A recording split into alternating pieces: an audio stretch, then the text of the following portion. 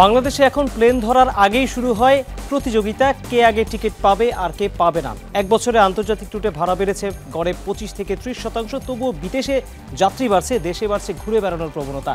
এই নতুন ভ্রমণ সংস্কৃতির কেন্দ্রে থাকে অনলাইন ও অফলাইন ট্রাভেল এজেন্সিগুলো। বাজারে রাখার কয়েক হাজার কোটি টাকা, কিন্তু অনেক এজেন্সির প্রতারণা এই খাতের ইমেজ নষ্ট করছে। তার চেয়েও বড় মাথা ব্যথার কারণ বাংলাদেশি পর্যটকদের ভিসা নিয়ে অনিশ্চয়তা। তাই প্রশ্ন উঠছে, বাংলাদেশের ভ্রমণ ব্যবসার ভবিষ্যৎ কি তাহলে ভালো? সব জানতেই আজকের দ্য বিজনেস আপনাদের সাথে আছি আমি 𝗣𝗲𝗃𝗀𝗃। দর্শক, এই বিষয়ে কথা বলতে আমরা আমন্ত্রণ জানিয়েছি অনলাইন ট্রাভেল এজেন্সি শেয়ার ট্রিপের প্রতিষ্ঠাতা ও সিইও 𝗧𝗲𝗹𝗲 হককে। আসুন তাকে স্টুডিওতে স্বাগত জানাই।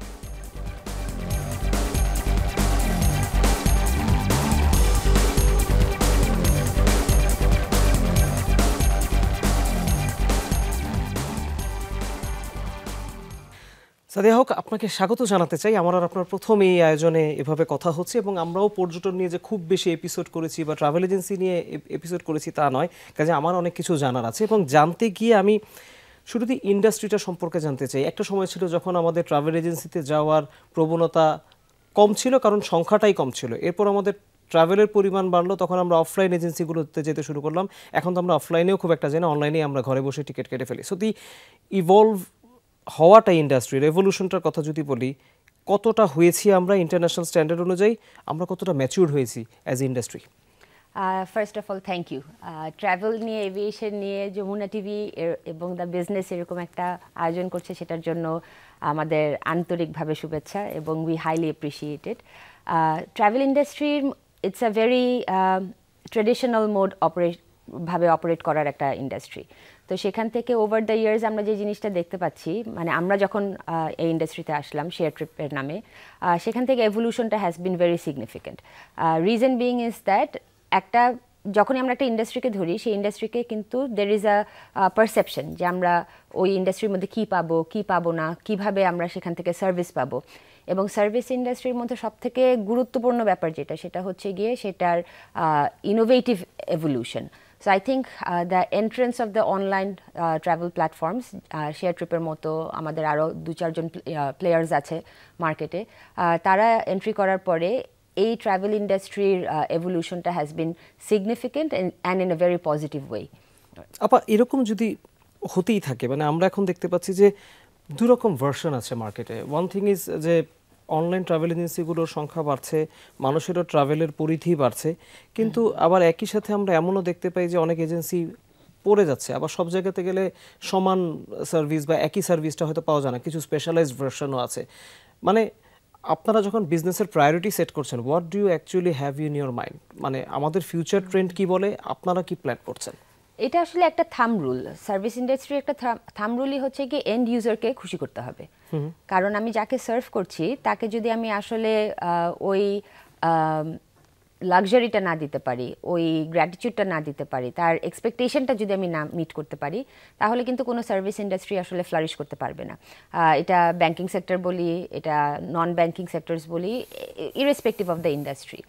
সো ট্রাভেল ইন্ডাস্ট্রিতে যদি আমি বলি যে আসলে আমরা কি করতে চাচ্ছি কিংবা আমাদের ভিশনটা কি, আমাদের ভিশনটা হচ্ছে গিয়ে পুরো ইন্ডাস্ট্রির চেহারাটাকে চেঞ্জ করে দেওয়া। কারণ একটা ছোট এক্সাম্পল বলি, তাহলে I think it will be much ক্লিয়ারার। যে আমরা যখন নিয়ে কথা বলছিলাম, কোভিডের টাইমের কথা যদি আমি বলি, কোভিডের তখন পুরো ইন্টারন্যাশনালি সব কিছু বন্ধ হয়ে গেল। বন্ধ হয়ে যাওয়ার পরে দেওয়ার so many kind of benefits, financial assistance, যেগুলো প্রত্যেকটা ইন্ডাস্ট্রিকে কিন্তু দেওয়া হচ্ছিল, যে ওই কঠিন টাইমটাকে যেন ওই ইন্ডাস্ট্রি প্লেয়ার্সরা পার করতে পারে। Financial loans, lower EMI charges, interest rates নিয়ে কমানো। Travel industry was the only industry যেটা was red flagged. Right, red flag হওয়ার পিছনে কারণ কি ছিল? যে ইটস এ রিস্কি এরিয়া, এটার উপরে ক্রেডিবিলিটি খুব বেশি নেই, এবং সেই কারণে ফাইন্যান্সিয়াল ইনস্টিটিউশনসরা সেখানে আসলে সাপোর্ট দিতে খুব একটা ইগার ছিল না, এবং সেটাকে আসলে খুব বেশি একটা গ্রাহ্যও নেওয়া হচ্ছিল না। We did not get any kind of focus even from the government. তো সেই জায়গাগুলো থেকে এই পার্সপেক্টিভটা, এই পারসেপশনটা আমরা চেঞ্জ করতে চেয়েছি। মানে শেয়ার ট্রিপের কথা যদি আমি বলি, যে শেয়ার ট্রিপের মেইন এজেন্ডা কী ছিল? মেইন এজেন্ডা ছিল যে আমরা ট্রাভেল ইন্ডাস্ট্রিটাকে যেভাবে দেখে আসছি সেভাবে আর দেখতে চাই না। আমরা চাই যে আমাদের ইন্ডাস্ট্রিকে, আমরা যদি গার্মেন্টস ইন্ডাস্ট্রিকে প্রায়োরিটি ইন্ডাস্ট্রি বলি, ব্যাংকিং ইন্ডাস্ট্রিকে প্রায়োরিটি ইন্ডাস্ট্রি বলি, লেদার ইন্ডাস্ট্রিকে প্রায়োরিটি ইন্ডাস্ট্রি বলি, তাহলে একইভাবে ট্যুরিজম অ্যান্ড এভিয়েশন ইন্ডাস্ট্রিকেও আমাদের একটা প্রায়োরিটি ইন্ডাস্ট্রি হিসেবে গণ্য এবং সেই রেকগনিশনটা দিতে হবে। So that was the whole vision and the motto of why we started operating. But again coming back to the thumb rule is যে সার্ভিস ইন্ডাস্ট্রিতে থাকতে হলে সার্ভিসটাকে একদম সুপার এক্সেলেন্স লেভেলে নিয়ে যাওয়া ছাড়া আসলে কারোরই কোনো উপায় নেই। ইট হ্যাজ টু বি মেট। একটা জিনিস আমাকে খুব পীড়া দেয়, আমি বলবো পীড়া দেয় কেন, আসলে পীড়া দেয়। আপনি কোভিডের কথা বললেন না, কোভিডের আগে আই ওয়াজ ফ্রিকুয়েন্টলি ট্রাভেলিং, আমি আমার ব্যক্তিগত অবজারভেশন যদি বলি। এরপরে কোভিড যখন শেষ হয়ে গেল, আমাদের রেস্ট্রিকশনগুলো যখন উইথড্র হয়ে গেল, এয়ারলাইন্স টিকিটের দাম অস্বাভাবিক হয়ে গেল। আমি শব্দটা অস্বাভাবিক ইউজ করছি কারণ আগের সাথে বেশ পার্থক্য একদম নজরে পড়তে থাকলো, আপনার চোখে তো আরও বেশি পড়েছে। এখনও মানুষের ভেতরে একটা ফ্রাস্ট্রেশন আছে, টিকিটের দাম এত বেশি কেন। এমন অভিযোগও আছে যে এয়ারলাইন্সগুলো টিকিট কিনে কিনে রেখে দেয়, তারপরে আস্তে আস্তে বিক্রি করে। এটা আসলে করা যায় কিনা সেটাও আপনি বলবেন। দ্বিতীয়ত হচ্ছে টিকিটের দাম এতটা বাড়ার কোনো লজিক্যাল রিজন আপনি খুঁজে পান কিনা? টিকিটের দাম আসলে বাড়ার অনেকগুলো কারণ থাকে, এটার অনেকগুলো ফ্যাক্টরস, মানে এক্সটার্নাল ভ্যারিয়েবল ফ্যাক্টরস আসলে সেখানে ইনক্লুডেড। আমরা যদি কোভিডের আগের কথা বলি, the first and foremost factor was আমাদের এক্সচেঞ্জ রেট। যখন আমরা $85-88 এক্সচেঞ্জ রেটে ছিলাম, সেখান থেকে এখন কারেন্ট সিচুয়েশন যদি আমরা দেখি, সিগনিফিকেন্টলি হায়ার। আরেকটা প্রবলেম ছিল যেটা হচ্ছে গিয়ে আমাদের ফরেন ক্যারিয়ার্স যারা বাংলাদেশে অপারেট করছে, তারা আসলে তাদের টাকাটা রেমিট আউট করতে পারছিল না। সো এই ব্যাকলগগুলোতে the airlines had to compensate in some way. এবং ডাইনামিক প্রাইসিংটা কিংবা fare filing is a very common practice globally. এটা শুধু বাংলাদেশের জন্যই যে অ্যাপ্লাই হচ্ছে তা না, এটা ইন্টারন্যাশনাল একটা স্ট্যান্ডার্ড। কারণ ওই যে 2 ঘন্টা পরে গিয়ে দেখা যাচ্ছে যে ফেয়ারটা বেড়ে যাচ্ছে, আবার 3 ঘন্টা পরে গিয়ে অনেক সময় দেখা যাচ্ছে ফেয়ারটা কিন্তু কমছেও। কিন্তু যখন কমছে তখন সেটাকে নিয়ে আমরা কথা বলি না, কারণ তখন আমরা চুপচাপ টিকিটটা কেটে ফেলি। কিন্তু যখন বাড়ছে তখন আমরা নয়েজটা আসলে বেশি করি। সো এই এক্সটার্নাল ভ্যারিয়েবলসগুলো আসলে is a major factor ticket price বাড়ার কারণে। আরেকটা হচ্ছে ডিম্যান্ড অ্যান্ড সাপ্লাইয়ের ব্যাপার, কারণ এয়ারফেয়ার ইজ অলওয়েজ প্রাইসিংটা ডিপেন্ড করে ডিম্যান্ড অ্যান্ড সাপ্লাইয়ের উপরে, রাইট? সো আমাদের দেশে ডিম্যান্ডটা ইজ সিগনিফিকেন্টলি হায়ার। এই যে আপনি যেরকম বললেন যে আপনি ট্রাভেল করতে পছন্দ করেন, কিন্তু টিকিট প্রাইসের কারণে হয়তো আগে 4টা করে ট্রিপ দিতেন, এখন 3টা ট্রিপ দিচ্ছেন ফর এক্সাম্পল। সো ডিম্যান্ডের সাথে সাপ্লাইটাকে যদি আমরা মিট করতে না পারি কিংবা একটা ব্যালেন্স আউট রিলেশনশিপ ক্রিয়েট করতে না পারি, তাহলে it becomes very difficult to manage the pricing. এটা কিন্তু শুধু এভিয়েশন ইন্ডাস্ট্রির কথা আমি বলবো না, আই থিঙ্ক আমাদের যে কোনো ইন্ডাস্ট্রি, মাঝখানে আমরা সয়াবিন তেল নিয়ে দেখেছি প্রাইস হাইক হয়েছে, ডিম নিয়ে দেখেছি প্রাইস হাইক হয়েছে, চাল নিয়ে, ডাল নিয়ে, মানে আমাদের ডেইলি নেসেসিটি যেগুলো আছে সেগুলো নিয়েও কিন্তু হচ্ছে। সো প্রত্যেকটা ইন্ডাস্ট্রিতে আসলে ডিমান্ড সাপ্লাইয়ের ব্যালেন্সের উপরে প্রাইসিংটা ইজ আ ফ্যাক্টর। এভিয়েশন এবং এয়ারলাইন্সের ক্ষেত্রে এটা আরও একটু বেশি সেন্সিটিভ, কারণ আমাদের বাংলাদেশের পার্সপেক্টিভ থেকে আই থিঙ্ক এখানে এয়ারলাইনের রিপ্রেজেন্টেটিভ আরও ভালো বলতে পারবে যে the charges that the airlines incur বাংলাদেশে অপারেট করার জন্য, it's one of the highest globally. তো সেগুলোও কিন্তু এয়ারলাইন্সরা তখন ইনকর্পোরেট করে ফেয়ার ফাইলিংগুলোকে ইন্ট্রোডিউস করা হয়। So these are some of the major factors এয়ারফেয়ারগুলো বাড়ার পিছনে কারণ। আপনার কাছে কি মনে হয় ট্রাভেল এজেন্সিগুলোর পক্ষে টিকিট ধরে রেখে বিক্রি করে আস্তে আস্তে সম্ভব, কনসিডারিং দ্য ফ্যাক্ট আমার সাথে এমন ঘটনা ঘটেছে, আমি টিকিট পাচ্ছিলাম না, কিন্তু প্লেনে উঠে যখন আমি ট্রাভেল করছি দেখি অনেক সিট খালি। এরকম কিভাবে হতে পারে? এটা আসলে যে হচ্ছে না তা না কিংবা হয় না তা না, কারণ গ্রুপ টিকেটিং কিংবা গ্রুপ বুকিং বলে একটা কনসেপ্ট আছে, সেটা হচ্ছে কি আবার বিশ্বব্যাপী, ইটস আ গ্লোবাল কনসেপ্ট। যে আমি হয়তো ফর এক্সাম্পল যমুনা টিভি থেকে 50 জন কিংবা 60 জন কিংবা 100 জন রিসোর্সেস কিংবা টিম মেম্বার্স একসাথে কোথাও ট্রাভেল করবে, তো তখন কি করা হয় যে ওই যমুনা টিভির একজন রিপ্রেজেন্টেটিভ হয়তো কোনো এয়ারলাইনের কাছে গেল কিংবা কোনো এজেন্সির কাছে গেল, গিয়ে বললো আমরা 60 জন একসাথে ট্রাভেল করব, আমরা এই ডেস্টিনেশনে যাব, হয় নেপালে যাব কিংবা শ্রীলঙ্কায় যাব, মালদ্বীপস যাব। So in order to accommodate that, তখন এয়ারলাইন্সরা কী করে, একটা ওই যেহেতু একসাথে এতগুলো টিকিট তারা কনফার্ম করতে পারছে, একটা স্পেশাল ফেয়ার হয়তো দেয় তখন, যেটা ইন্ডিভিজুয়াল ফেয়ারের সাথে থেকে পার্থক্য থাকে। সো ওইটাকে একটা গ্রুপ বুকিংয়ের একটা টার্ম চলে আসে। বাট আমরা দেখতে পাচ্ছি যে সব থেকে বেশি, মানে আমাদের নলেজে যে জিনিসটা আসছে, যে সব থেকে বেশি এই টিকিট ধরে রাখা কিংবা সিট বুক করে রাখা হয় for the people who are working with working migrants কিংবা আমাদের যারা লেবার ক্লাস মুভমেন্টসগুলো হচ্ছে, বাংলাদেশ থেকে যারা কাজের জন্য কিংবা ইমিগ্রেশনের ক্ষেত্রে কম, বাট কাজের জন্য যারা বিদেশে যাচ্ছে তাদেরকে কেটার করার জন্য হচ্ছে গিয়ে এই কনসেপ্টসগুলোকে বেশি ইমপ্লিমেন্ট করা হয়, কিংবা এই গ্রুপ বুকিংসগুলোকে কেটার করা হয়। বাট আদার দ্যান দ্যাট ওটাতে যে ইমব্যালেন্স আসেনি কিংবা ম্যাল প্র্যাকটিস হয়নি তা না, but I think the recent interventions, ministry of civil aviation বেশ কিছু স্টেপস নিয়েছে, সেটা এয়ারলাইনের উপরে ইমপ্লিমেন্টেড হয়েছে, ট্রাভেল এজেন্সিসদের উপরে ইমপ্লিমেন্টেড হয়েছে যারা এগুলোর সাথে কাজ করছিল কিংবা জড়িত ছিল, এবং corrective measures are being taken, এবং আমরা বেশ কিছু চেঞ্জেস আসলে দেখতে পাচ্ছিও এখন আপাতত। তো ওটা যদি আমরা আরও একটু মনিটরিং গভর্নেন্সটা আরও ভালো করতে পারি, I think all this problems are going to reduce significantly as well. একটা বিষয় ইদানিং বেশ আলোচনা হচ্ছে, আমি নিশ্চিত আপনার চোখে এটা পড়েছে, সেটা হচ্ছে যে অনলাইনে ফ্লাইটের টিকিটের অফার দেখে অনেকে অগ্রিম টিকিট কেটেছে, তারপর হঠাৎ করে সেই অনলাইন পেজটা বলি ফেসবুকের অথবা অনলাইন ট্রাভেল এজেন্সি বলি সেটা গায়েব হয়ে গিয়েছে। কিছুদিন আগেও আমরা দেখেছি 2 ভাইয়ের ট্রাভেল এজেন্সি 300 কোটি টাকা নিয়ে মালয়েশিয়া চলে গিয়েছে, বাট যে অফারটা তারা দিচ্ছিলেন অনলাইনে দ্যাট ওয়াজ রিয়েলি মানে বাজেট ফ্রেন্ডলি এবং অনেকে সেটা নিচ্ছিলেন। এই যে ঘটনাগুলো ঘটছে এটা তো আপনাদেরকে ইমেজ ক্রাইসিসে ফেলছে 100%। দুটো প্রশ্ন, এক নম্বর হচ্ছে এটা থামাবো কিভাবে, কারণ মানুষের পক্ষে তো এটা যাচাই করা সম্ভব না। এমনও হয়েছে যে ট্রাভেল এজেন্সি হয়তো কয়েক বছর ধরে ব্যবসা করছিল সে একই কাজ করেছে, আবার মানুষ বুঝবে কিভাবে যে কোনটা আসলেই বিশ্বাসযোগ্য ট্রাভেল এজেন্সি কোনটা না? ট্রাভেল এজেন্সির মধ্যে এই ধরনের যে ইনসিডেন্টগুলো হয়েছে গত কয়েক মাসের মধ্যে, এটা আসলে আনফর্চুনেট, এটা হওয়া উচিত ছিল না এবং কোনোভাবে এটা কাম্যও না। এবং এই 2-3টা এজেন্সির কারণে the crisis and the image যেটা আমাদের হ্যাম্পার হচ্ছে, টার্নিশ হচ্ছে, এটা একটা ম্যাসিভ আকার। স্পেশালি আমরা ওটিএ কিংবা অনলাইন প্ল্যাটফর্ম বলতে খুব ট্রেন্ডি একটা ওয়ার্ড হয়ে গেছে, সবাই আমরা এখন অনলাইন নিজেদেরকে হিসেবে এস্টাবলিশ করতে চাই, বা ট্রু ডেফিনেশনে কিন্তু অনলাইন ট্রাভেল এজেন্সি হাতে গোনা কয়েকটা। রাইট, আমি যদি বলি যে আমার একটা ফেসবুক, যেটা আপনি বললেন যে একটা ফেসবুক পেজ আছে, সেখান থেকে আমি কমিউনিকেশন করছি, Facebook is not an online platform, it's a marketing tool, it's a digital tool. So there is a difference between an online platform যেখানে আমার টেকনোলজি বেসড আমি সার্ভিস দিচ্ছি, and there is a difference between having a social media presence or a digital presence যেখানে আমি আমার অফার্সগুলোকে communicate করছি। তো I think and ইউজারদের এন্ডে এখানে একটা বিশাল বড় একটা ব্যাপার আছে, ইন অর্ডার টু আন্ডারস্ট্যান্ড যে কাদের উপরে তারা নির্ভর করবে, কোন এজেন্সির কাছে যাবে, এটা অফলাইন হোক অনলাইন হোক যেটাই হোক না কেন। কারণ আলটিমেটলি তো একটা এন্ড ইউজার কী করছে, সে হচ্ছে তার হার্ড আর্নড মানি সেটা সে খরচ করছে, এবং সেখানে তো প্রতারণার কোনো আসলে রিজনিংই নেই। তো সেই জায়গাগুলো থেকে আই থিঙ্ক এন্ড ইউজারের এন্ড থেকে যত তারা আরও ভিজিলেন্ট হবে, কেয়ারফুল হবে, যে আমি একটা ফেসবুক পেজ দেখে আমি কি একটা অফার দেখে আমি কি আসলে পারচেস করে ফেলছি।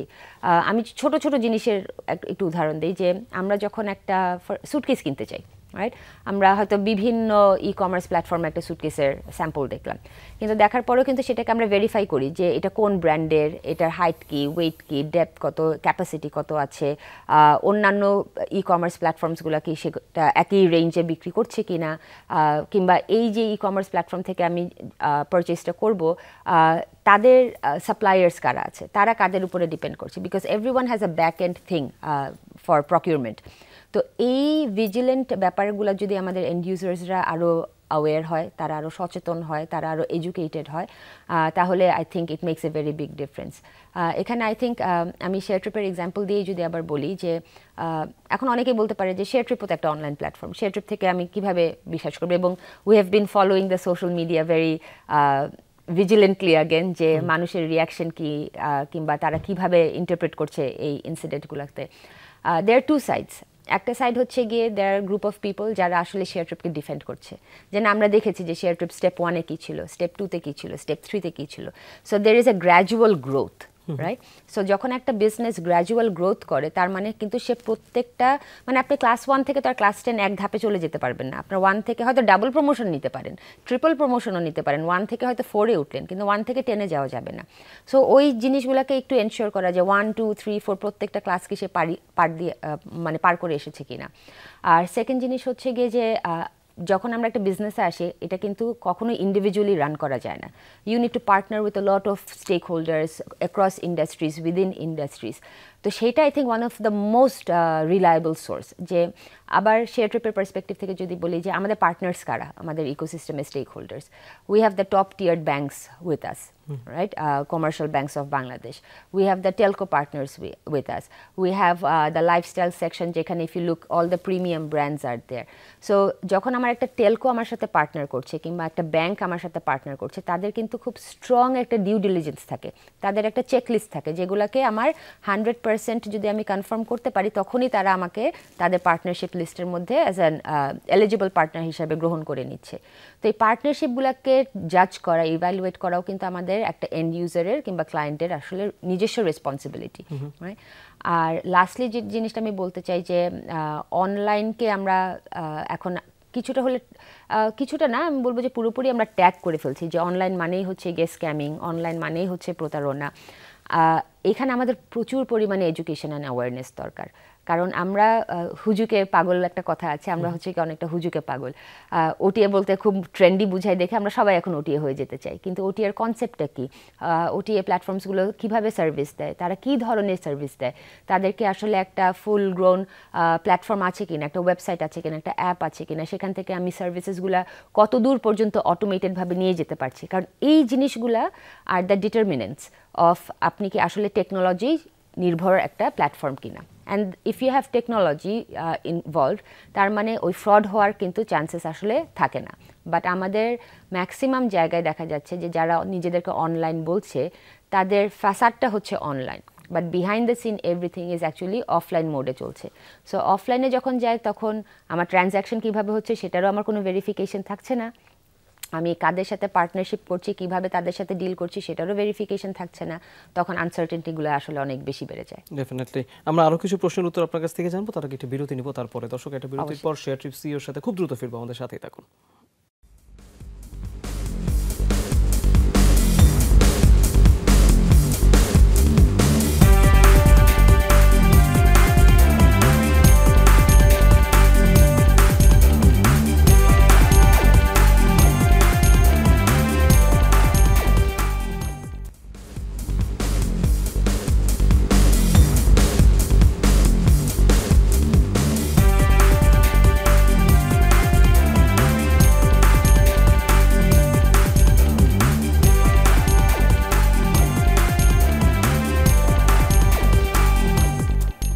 একবার স্বাগত, আপনারা দেখছেন দ্য বিজনেস। আমাদের সাথে স্টুডিওতে আছেন শেয়ার ট্রিপের সিইও সাদিয়া হক।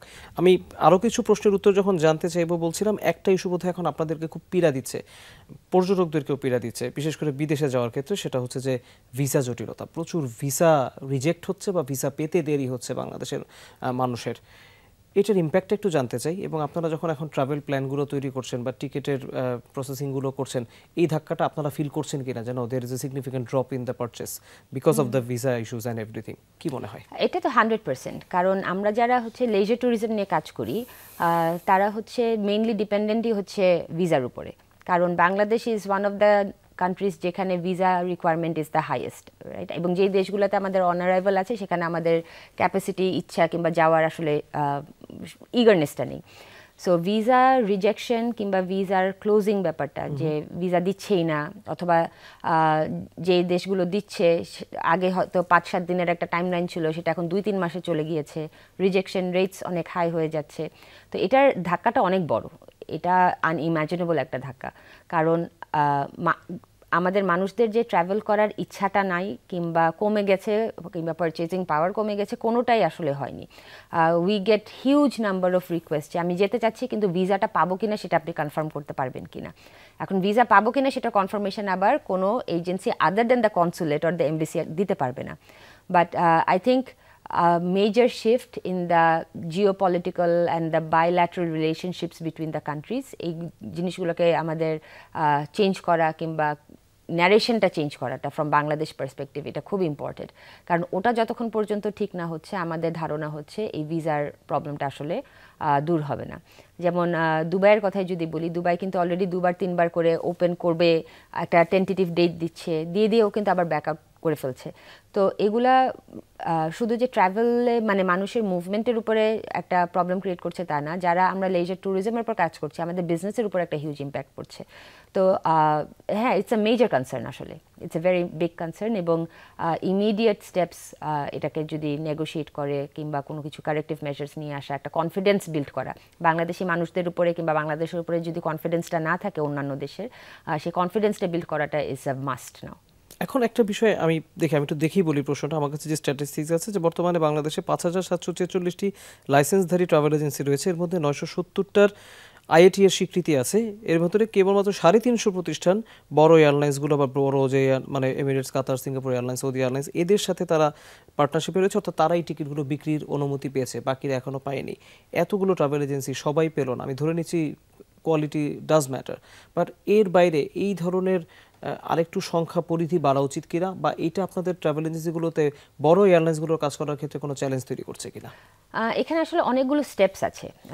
যখন আমরা একটা ট্রাভেল এজেন্সি হিসেবে অপারেট করতে চাই, নাম্বার 1 হচ্ছে আমাদের মিনিস্ট্রির লাইসেন্সটা পাওয়া। সেটা হচ্ছে আমাকে এলিজিবিলিটি দিচ্ছে যে আমি এই ইন্ডাস্ট্রিতে টিকিটিং সার্ভিস নিয়ে আমি কাজ করতে পারবো কিংবা ট্যুরিজম সার্ভিস নিয়ে কাজ করতে পারবো। তারপরের ধাপ হচ্ছে গিয়ে টিকিটিংটা ক্যাপাসিটিটা রাখার জন্য আমার আইএটার লাইসেন্স নেওয়া। তো সেখানে আইএটার লাইসেন্স নিতে গেলে আবার একটা বিশাল বড় অঙ্কের একটা অ্যামাউন্ট ডিপোজিট হিসেবে দিতে হয়, যেটা অনেক ট্রাভেল এজেন্টদের ক্যাপাসিটির বাইরে, কারণ তারা ওই ওয়ার্কিং ক্যাপিটাল নিয়ে ব্যবসায় নামে না। না নামার পিছনে আবার একটা কারণ হচ্ছে ওই আমাদের সাব এজেন্ট কনসেপ্ট যেহেতু বাংলাদেশ আছে, যে আমি হয়তো পারছি না, আমি আরেকজনের থেকে টিকিটটা কিনে নিয়ে আমার এন্ড ইউজারকে সেল করব। তারপরের ধাপ হচ্ছে গিয়ে আয়াটা যখন আমাকে আসলে রেকগনাইজ করছে, আমাকে লাইসেন্স দিচ্ছে, দেন কামস দ্য এয়ারলাইন্স, যে এয়ারলাইন এখন আমাকে তাদের ক্যাপিং অথরিটিটা দিবে কিনা। তো আয়াটার যখন আমি লাইসেন্স নিচ্ছি, আমি যখন মিনিস্ট্রি অফ সিভিল এভিয়েশনের কথা বলি, তাদের লাইসেন্স নেওয়ার জন্য কিন্তু একটা চেকলিস্ট আছে যে তোমার এই এই এই জিনিসগুলো পূরণ করতে হবে, তাহলেই তুমি এলিজিবল হবা। তারপর আমি গেলাম আয়াটাতে। আয়াটারও কিন্তু খুব basic but at the same time খুব স্ট্রিক্ট, মানে 19-20-এর ফারাক থাকলেও কিন্তু আইএটার আসলে লাইসেন্স পাওয়াটা সম্ভব না। It has to be 100% accurate as per the IATA guideline. তো সেটা হয়ে গেলে তখন আইএটার লাইসেন্সটা পেয়ে যাচ্ছি। ঠিক একইভাবে এয়ারলাইন্সদেরও নিজস্ব কিছু পলিসিজ অ্যান্ড প্রিন্সিপলস আছে। We heard a very good example recently, যে আমাদের যারা প্রডিউসার্স আছে তারা ডিপেন্ড করছে হচ্ছে ডিস্ট্রিবিউটার্সদের উপরে, তারা আবার রিটেলার হোলসেলারের কাছে যাচ্ছে, তারা আবার রিটেলারের কাছে যাচ্ছে। এখন যখন প্রডিউসার থেকে ডিস্ট্রিবিউটরের কাছে যাচ্ছে কিংবা ডিলার্সের কাছে যাচ্ছে, যারা অ্যাপ্লাই করছে সবাই কি ডিলারশিপটা পেয়ে যাচ্ছে কিংবা ডিস্ট্রিবিউটরশিপটা পেয়ে যাচ্ছে? পাচ্ছে তো না, অনলি দ্য এলিজিবল ক্যান্ডিডেটস কিংবা এলিজিবল এন্টিটিস পাচ্ছে। তো এয়ারলাইনের ক্ষেত্রেও কিন্তু সেটাই, যে আমি এখন জাস্ট আয়টা পেয়ে গিয়ে যদি আমি একটা বড় লেগাসি ক্যারিয়ারের কাছে ক্যাপিং চাই, চান্সেস আর ভেরি হাই তারা দিবে না, কারণ তারা আমার পারফরমেন্স, আমার কেপেবিলিটি, আমার ক্রেডিবিলিটি কোনো কিছুই তারা এখনও জানে না। আমি একদম ফ্রেশ বাট আমি ব্যবসাটা শুরু করতে করতে আমি যখন আস্তে আস্তে গ্রো করা শুরু করব এবং ওই এয়ারলাইন পলিসিগুলোর গাইডলাইনগুলো যখন আমি মিট করতে পারবো, কারণ এয়ারলাইন্সগুলো কিন্তু প্রত্যেকটা এজেন্টের উপরে তারা নজর রাখে যারা অ্যাপ্লাই করছে, যারা ক্যাপিং চাচ্ছে। সো ওই এলিজিবিলিটি ক্রাইটেরিয়াগুলো যদি আমি মিট করতে পারি, তখন কিন্তু ক্যাপিং পাওয়াটা কিংবা টিকিটিং অথরিটি পাওয়াটা আসলে খুব বেশি একটা চ্যালেঞ্জিং না। But it is also the lack of interest of the agents to get those. তো it's a two way thing. আমরা এজেন্টরা যদি ওই জায়গাটাতে আরেকটু অ্যাক্টিভ হয়, তারা আরেকটু ফোকাসড হয় ওই ক্রাইটেরিয়াগুলো মিট করার জন্য, then getting the airlines that you mention, তাদের টিকিটিং অথরিটি পাওয়াটা should not be a challenge. Travel এজেন্সিগুলোর পার্সপেক্টিভ থেকে আমি একটু বাংলাদেশের এয়ারপোর্টগুলোকে দেখতে চাই, এবং আমি যখন বাংলাদেশের এয়ারপোর্ট ফ্যাসিলিটিসের কথা বলি, কিছুদিন আগেই তো আমরা আমাদের কার্গো সেকশনে একটা ভয়াবহ বিপদের সম্মুখীন হলাম। এর বাইরে ওভারঅল এয়ারপোর্টের ফ্যাসিলিটিসগুলো যখন আপনি বিদেশে গিয়ে যখন এয়ারপোর্টকে দেখেন, বাংলাদেশের এয়ারপোর্টকে যখন আপনি দেখেন, আপনার মাথায় কী আসে? এক, দ্বিতীয়ত হচ্ছে থার্ড টার্মিনালের পেছনে আমরা একটা বড় অঙ্কের টাকা বিনিয়োগ করেছি, কিন্তু এখন এটা পূর্ণাঙ্গ অপারেশন চালু করা যায়নি। এটা হলেও তো নিশ্চয়ই এয়ারলাইন্স বিজনেসে বা টিকিটিং বিজনেসে একটা বুম হওয়ার কথা। সেটা আপনারা আসলে ভাবছেন কিনা যে আসলেই হবে? প্রথম প্রশ্নতে যদি আসি, যে এয়ারপোর্ট ফ্যাসিলিটিসগুলো যেটা আমরা আছি, আমরা অনেক পিছিয়ে সেই জায়গায়। একটা হ্যাঁ আমাদের আছে, যে আমাদের স্পেস রিস্ট্রিকশন একটা আছে, যে পরিমাণে আমাদের মানুষ ট্রাভেল করছে ইনবাউন্ড অ্যান্ড আউটবাউন্ড, সেই পরিমাণে আমাদের আসলে স্পেসটা নেই।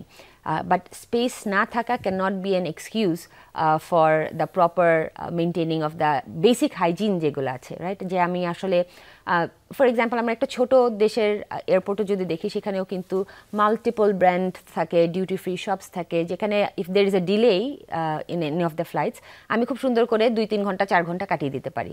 ছোট ছোট খাবারের দোকান থাকে, বাট আমাদের এয়ারপোর্টে সেই জায়গাটাতে কোনো ডেভেলপমেন্ট কিংবা সেই জায়গাটাতে আসলে ওরকম মেজর কোনো চেঞ্জেস দেখতে পাচ্ছি না। এবং আমি যদি ফরেন ভিজিটার্সদের কথা বলি, সিন্স আমরা ইনবাউন্ড ট্যুরিজম নিয়েও কাজ করি, ফরেন ভিজিটার্সরা যখন বাংলাদেশে নামে, the airport experience is a shock for them, right?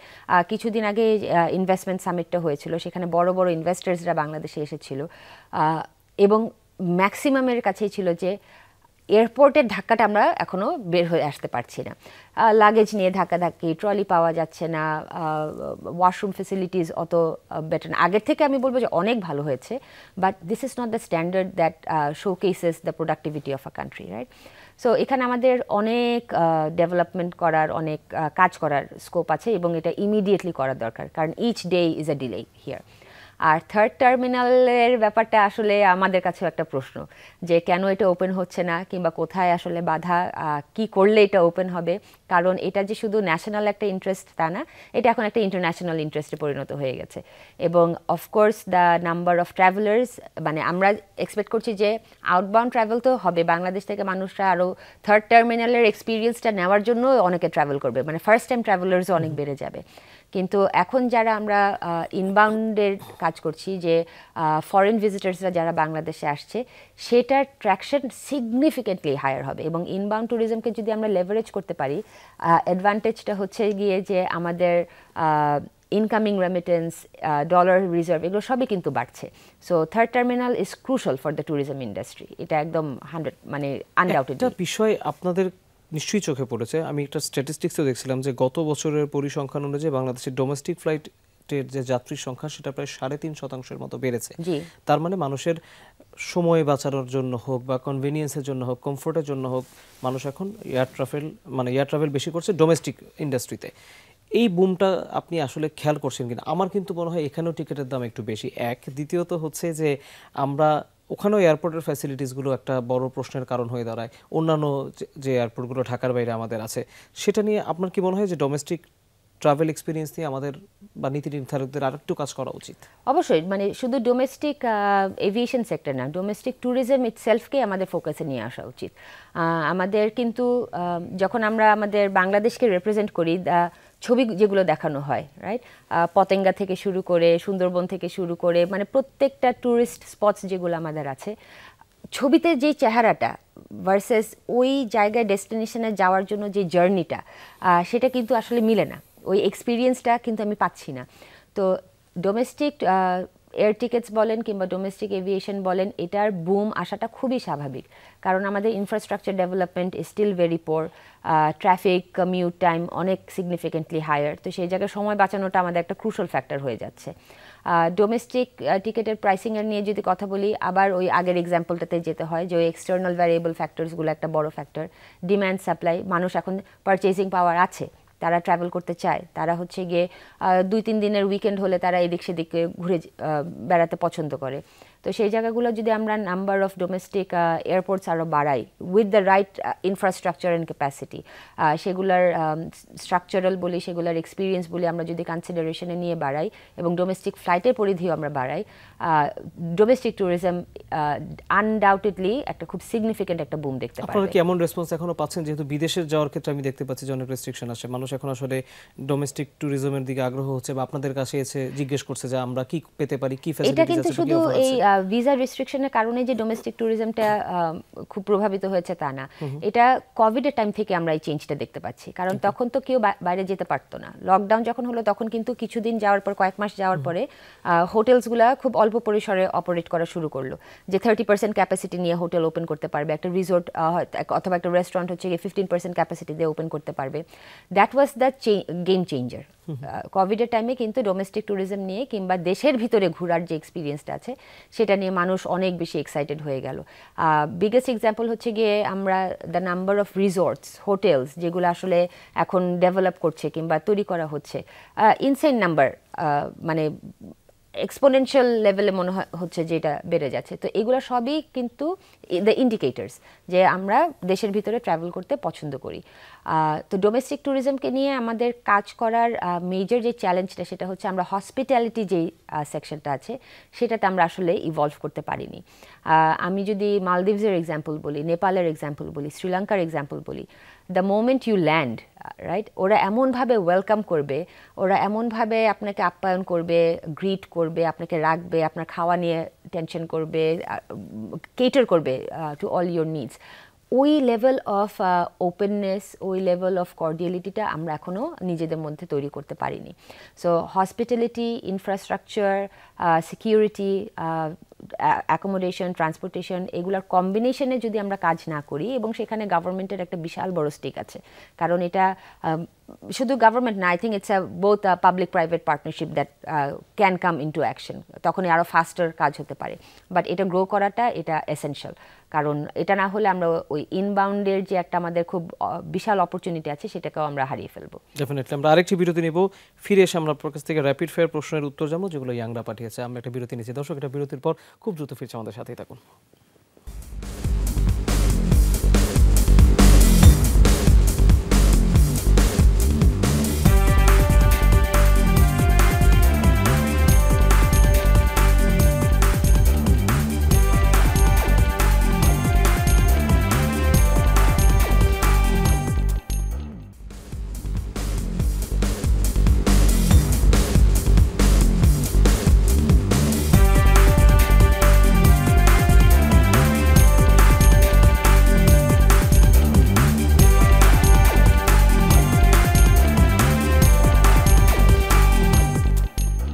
আরোগ্য স্বাগত, আপনারা দেখছেন দ্য বিজনেস। আমাদের সাথে স্টুডিওতে আছেন শেয়ার ট্রিপের সিইও সাদিয়া হক। আমি বলছিলাম র্যাপিড ফায়ার প্রশ্ন করবো, এটা আমরা সব অতিথিদেরকেই করি, but this are actually fun to answer. তারা আপনার মতো হতে চায়, আবার আপনার কাছ থেকে তারা অনেক প্রশ্নের উত্তরও জানতে চায় যেগুলো আপনার সাথে গুরুত্বপূর্ণ। আমি শুরু করছি। প্রথম প্রশ্ন, তারা জানতে চায় আপনার ড্রিম ট্রাভেল ডেস্টিনেশন কোনটি? মালদ্বীপস। মালদ্বীপস, ওকে, আমার ভালো লাগে না যদিও। বাট সেকেন্ডলি, সবচেয়ে ভালো ফ্লাইট এক্সপিরিয়েন্স আর সবচেয়ে বাজে ফ্লাইট এক্সপিরিয়েন্স কোথায় হয়েছিল? কোন এয়ারলাইন্স হয়েছিল? এইটা তো বলা আমার পক্ষে সম্ভব হবে না। All airlines are my strategic partners.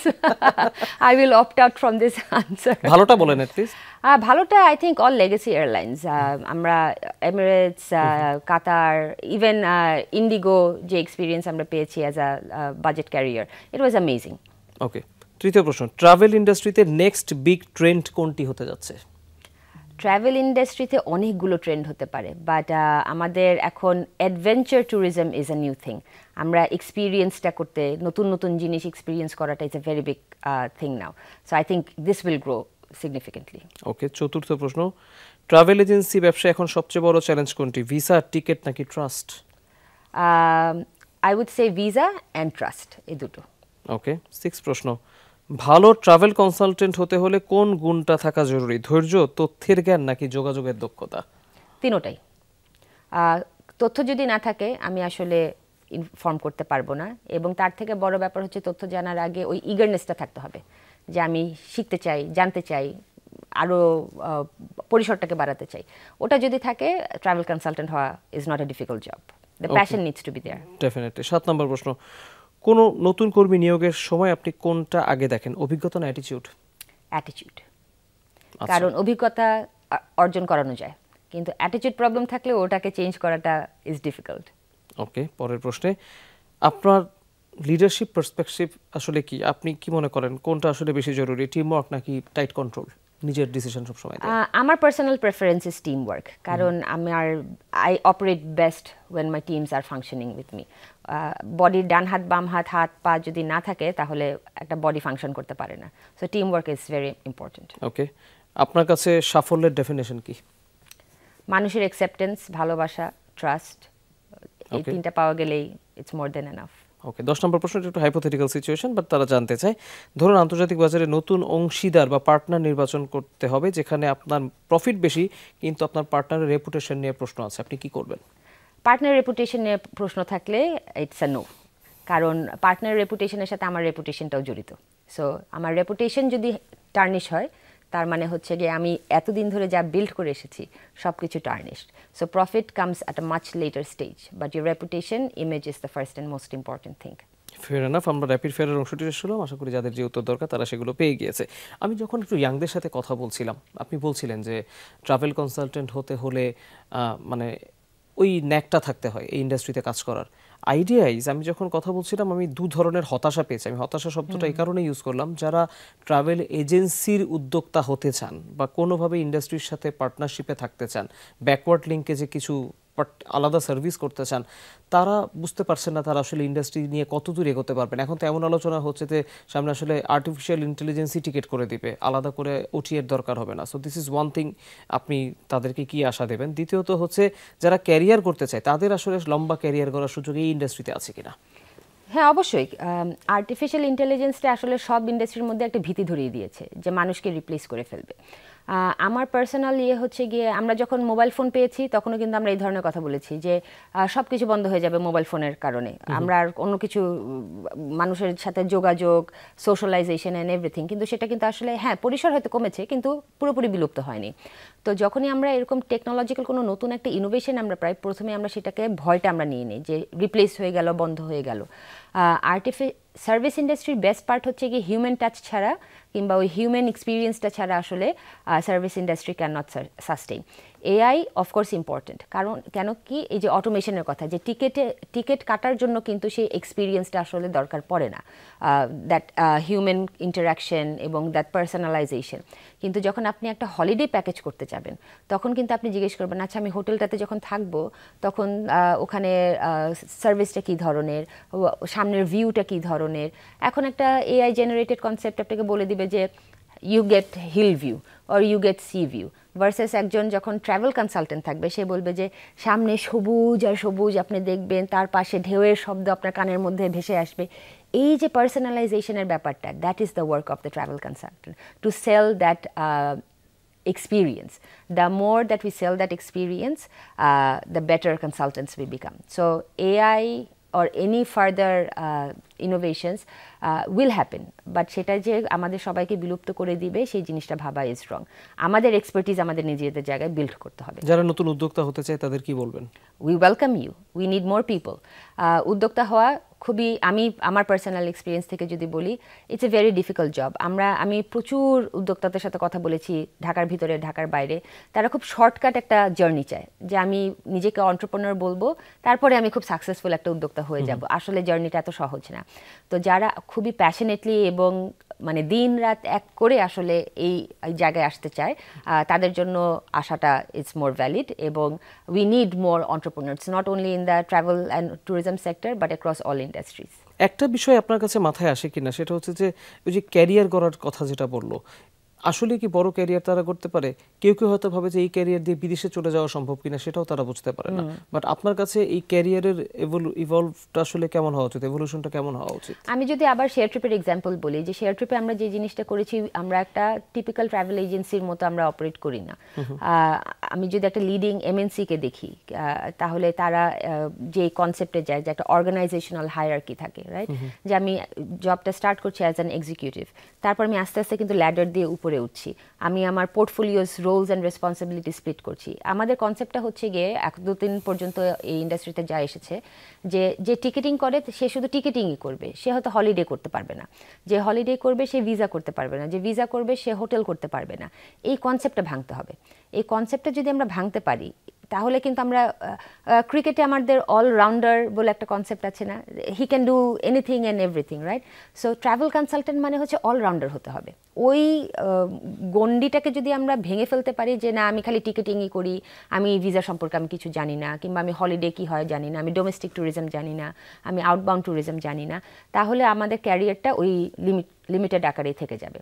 But আমরা যদি নিজেদেরকে আসলে ইভলভ করতে চাই, তাহলে নিজেদের রোলস, রেসপন্সিবিলিটিস, পোর্টফোলিও, এক্সপিরিয়েন্স, যেটা is applicable for any corporate, right? ওই মাইন্ডসেটটা নিয়ে যদি আমরা আসি, এটা উদ্যোক্তা হয়ে আসি কিংবা আমাদের ক্যারিয়ারের জন্য আসি, তাহলে এই ইন্ডাস্ট্রিতে নিজেদেরকে এস্টাবলিশ করাটা অনেক অনেক অপরচুনিটি আছে। একটা বিষয় সেটা হচ্ছে যে আমরা অনুষ্ঠানের শেষ পর্যায়ে জানতে চাই, মানুষ তো শেয়ার ট্রিপের নিয়ে অনেক ধরনের মানুষের ভাবনা আছে, what is your next big thing? আমাদের সবথেকে বড় ইচ্ছা যেটা সেটা হচ্ছে গিয়ে বাংলাদেশকে আমরা গ্লোবাল একটা প্ল্যাটফর্মে with a local company with a local technology আমরা রিপ্রেজেন্ট করতে পারবো। সো আমার যখন আমি গ্লোবাল প্ল্যাটফর্মসের কথা যখন বলি, the first names that come to your mind is MakeMyTrip, Expedia, Skyscanner. তখন কিন্তু শেয়ার ট্রিপের নামটা এখনও আসে না। তো আমাদের হচ্ছে গিয়ে শেয়ার ট্রিপ, মেক মাই ট্রিপ, এক্সপিডিয়া, স্কাইস্ক্যানার হবে। That is the level that we want to achieve. আমরা একেবারে অনুষ্ঠানের শেষ পর্যায়ে শেষ প্রশ্নটা করতে চাই, বাংলাদেশের এই ট্রাভেল এজেন্সি বিজনেসকে আপনি 10 বছর পরে কোথায় দেখেন? আশা করি অনেক বড় হবে। Industry wise, aviation wise, tourism wise আমাদের আসলে এত জায়গা আছে কাজ করার জন্য, কিন্তু কাজগুলো খুব ফ্র্যাগমেন্টেডভাবে করা হচ্ছে কিংবা উইথাউট এনি থট প্রসেস করা হচ্ছে। তো আমরা যদি কালেকটিভভাবে আসলে সবাই মিলে কাজ করতে পারি, এই ইন্ডাস্ট্রির অপরচুনিটি এবং দ্য গ্রোথ পোটেনশিয়াল এবং বাংলাদেশের একটা নতুন অ্যাভিনিউ তৈরি করাটা, এটার ইমেন্স অপরচুনিটি আছে। So my hope is a lot of things will change. কি ধরনের ফ্যাসিলিটিস আপনারা গভর্নমেন্ট থেকে এক্সপেক্ট করেন এই মুহূর্তে যেটা এখন দরকার? এই যে ডোমেস্টিক ট্যুরিজমের জন্য যেটা বললাম, যে ইনফ্রাস্ট্রাকচারের ডেভেলপমেন্ট, সেফটি সিকিউরিটির জায়গা, হসপিটালিটি নিয়ে প্রচুর আমাদের ইনস্টিটিউশনালভাবেই কিন্তু হসপিটালিটিকে পড়ানো হয়, কিন্তু hospitality theoretical hospitality versus practical hospitality is very very different, right? তো ওই জায়গাগুলো আমাদের আসলে এক্সপিরিয়েন্সটা এবং ক্রেডিবিলিটিটাকে বিল্ড করতে হবে। তো এই সাপোর্টগুলো যদি আমরা ওই যে পাবলিক এবং প্রাইভেট পার্টনারশিপগুলোতে এসে করতে পারি, তাহলে ট্রাভেল ট্যুরিজম ইন্ডাস্ট্রির অপরচুনিটির কোনো শেষ থাকবে না। ডেফিনেটলি আমরাও আশা করি যে আমাদের ইন্ডাস্ট্রি আরও ইভলভ করবে। সাদিয়া হোক, আপনি আমাদের কাছে স্টুডিওতে এসে সময় দিয়েছেন, সেজন্য আপনাকে আবারও ধন্যবাদ। Thank you so much for having me. আমরা যখন বেড়াতে যাই, আপনারা যাচ্ছেন, আমি যাচ্ছি, বেড়াতে গেলে যেটি সাদিয়া হক বলছিলেন যে বিদেশে গিয়ে কোনো একটা জায়গার এক্সপিরিয়েন্সের সাথে যদি বাংলাদেশের ট্রাভেল এক্সপিরিয়েন্সের তুলনা করা হয়, তাহলে আসলে মেলানো খুব কঠিন হয়ে যায় কোনো কোনো ক্ষেত্রে। আবার কোনো কোনো ক্ষেত্রে আমরা যদি এক্সপিরিয়েন্সের কথা বলি, সিনারির কথা বলি, প্রাকৃতিক সৌন্দর্যের কথা বলি, তাহলে হয়তো এক্সপিরিয়েন্স বাংলাদেশেও আমরা অনেক বেটার পাই, যেটা হয়তো অন্য দেশে গিয়ে পাওয়া যায় না। কিন্তু মোদ্দা কথা হচ্ছে, আমরা যেখানে যেই ক্ষেত্রে পারদর্শী আছে, আমাদের ডোমেস্টিক ইন্ডাস্ট্রিতে আমরা যেগুলো সেলেবল, সেগুলোকে আসলে আরও ভালো মতো প্রমাণ করতে হবে এবং ভালো মতো আসলে কি বলবো, ব্র্যান্ডিং করতে হবে অডিয়েন্সের সামনে, সেটা ফরেন অডিয়েন্সের সামনে। আমরা যেই ধরনের ফ্যাসিলিটিসগুলো নিয়ে দীর্ঘ সময় ধরে কথা হচ্ছে যে বাংলাদেশের ডোমেস্টিক ট্রাভেলের এক্সপিরিয়েন্সগুলো ভালো হচ্ছে না, এটা কবে ঠিক হবে আমরাও জানি না। আশা করি যারা নীতি নির্ধারক তারা সেটি দেখবেন। আরেকটি গুরুত্বপূর্ণ, যারা বিদেশে যেতে চান, টিকিটের দাম যে সহসাই কমার সুযোগ নেই সেটি শেয়ার ট্রিপের সিইও বলে দিয়েছেন। বাট আমরা যেই ইন্ডাস্ট্রিটা তৈরি করতে চাই, আমরা যে থার্ড টার্মিনাল এয়ারপোর্টটা দেখতে চাই, আমরা যে নতুন নতুন ফ্যাসিলিটিসগুলো দেখতে চাই, তাতে হয়তো আমাদের ট্রাভেলের এক্সপিরিয়েন্সটা যখন আমরা পাবো, তখন হয়তো কোনো কিছু কি বেশি মনে হবে না, বরং সার্ভিসের কনভিনিয়েন্স যদি তৈরি হয়ে যায়, তাহলে সেটা ট্রাভেল ইন্ডাস্ট্রিকে আসলে দিন শেষে ভালো দিকেই নিয়ে যাবে। আমরাও তেমনটি আশা করি। এতক্ষণ ধরে যারা আয়োজন দেখেছেন তাদের সবাইকে অনেক ধন্যবাদ। সবাই অনেক ভালো থাকবেন।